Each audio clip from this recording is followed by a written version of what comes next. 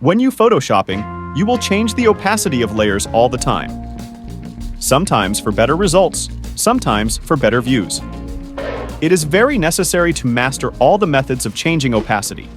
For example, I want to make this beach photo a little bit more Havana beach look and feel.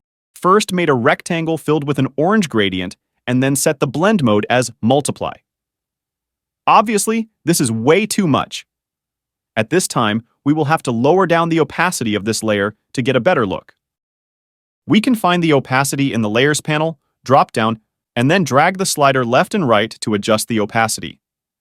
You can also put a certain value into the opacity. And if you mouse over the opacity, you will find that the mouse will change into a different icon.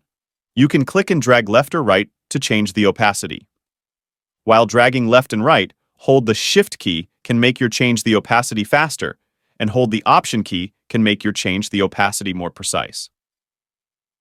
Another method is to click into opacity and then press up and down on the keyboard, and hold the Shift key, while pressing up and down can also help you change the opacity faster. Finally, the method I personally recommend the most is to quickly enter numbers on the keyboard. If I select this layer and press the number 5 on the keyboard, the opacity will be adjusted to 50%, 7 to 70%, and 0 to 100%. If you want to adjust the opacity to 45%, you just quickly enter 4 and 5 on the keyboard, and the opacity will be adjusted to 45%. This method can help you adjust opacity without moving your mouth all over the world. That's for today's video. Thanks for watching. In this series of videos, we will go through everything in Photoshop in a most simple and clear way, and also try our best to answer everything in the comment to help.